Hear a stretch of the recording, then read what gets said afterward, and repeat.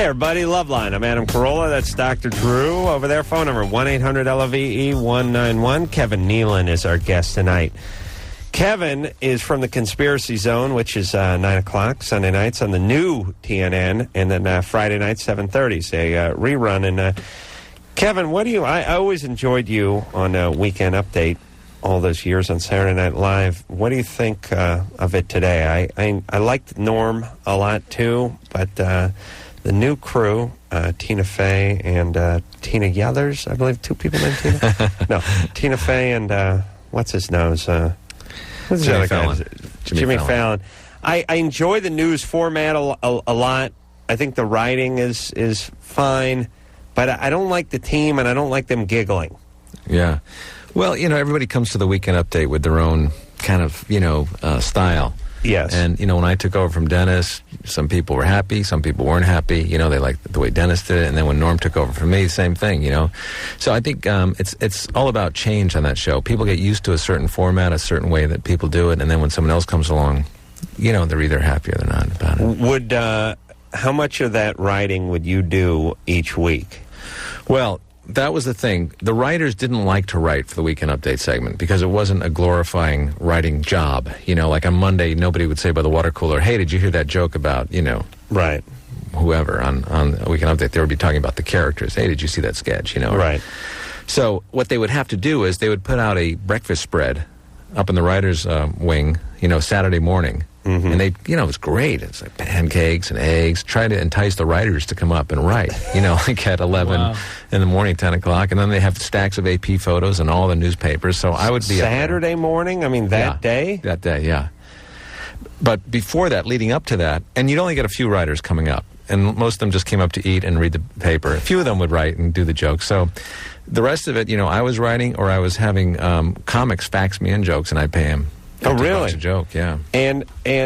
But the bulk of it would take place on a Saturday day of the show? Generally from the writers on the show. The rest, the rest I would get together, or we had a Weekend Update producer, Herb Sargent, who would write some. And then the last year I was doing it, I was able to hire a writer just to write for that. And what was the normal schedule for you? Let's say your last year there. Would you show up on a Monday? Yeah, I get up on Monday and I shower. Hold on.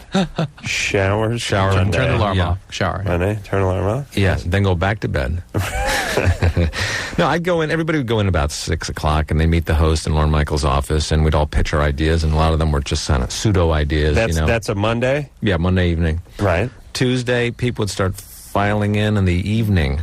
Really? Yeah, and for some reason, people like to write at night, all night long, and and then kind of turn their sketches in at 6 in the morning in their socks, and really, yeah, and I couldn't do that long. I was on the show for 9 years, and the first couple of years I started doing that, but after that, I would start writing on Monday, right, and then Tuesday afternoon, and try to be home by 11 or 12 that night.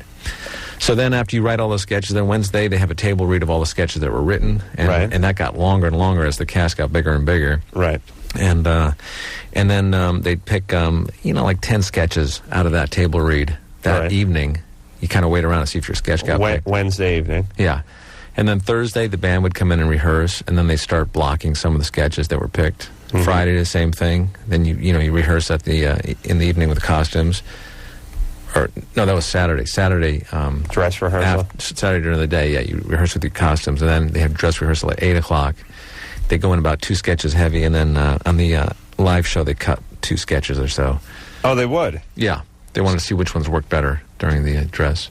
Oh, I see. And how prepared, I mean, I guess it varied from week to week, but were there weeks when you were sort of flying by the seat of your pants? I mean, stuff wasn't finished, stuff wasn't ready. Well, a lot of question marks floating around. Well, Lorne Michaels always used to say the show is never ready to go on. It's just time to go on. Right. And that was basically true because, there'd be a lot of rewriting in between the dress show and the air show. There'd be writer rooms like off of the studio, and they would be scribbling on, and getting it to the PAs, and they'd be typing it up and getting it to the cue cards. Right. And Lauren would be shuffling the sketches to see, we're going to put this one here up front more because that was a stronger one, and this is going to go near the end. It just seems like the pressure cooker. Each week. It is a pressure cooker, and sometimes you'd go out there for the live show not even knowing what the changes were. you know, Right. and you'd just be relying on the cue cards. Wow. You know, that's why you see a lot of the actors on that show or the host looking At the cue like card. they're reading Yeah. from the cue cards because it changes so much. Right. You know.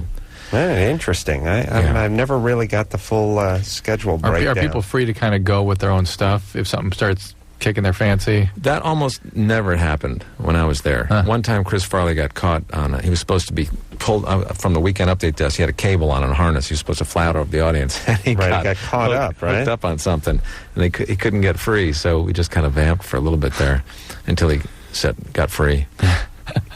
Yeah, well, I would imagine if you're doing the sketch and everything's on cue cards and stuff, it's going to be tough to get off it. go your own direction. Yeah, a lot of people ask. They said, "You improvise a lot on that show. You know, you come up with stuff, and you really don't. You know, you're doing." No, I know. And they make you feel like a pussy for saying no, but it's not that you can't improvise. It's that if you try to improvise in the middle of a bunch of written material with other people who are on the copy, it's going to screw everything up. Exactly.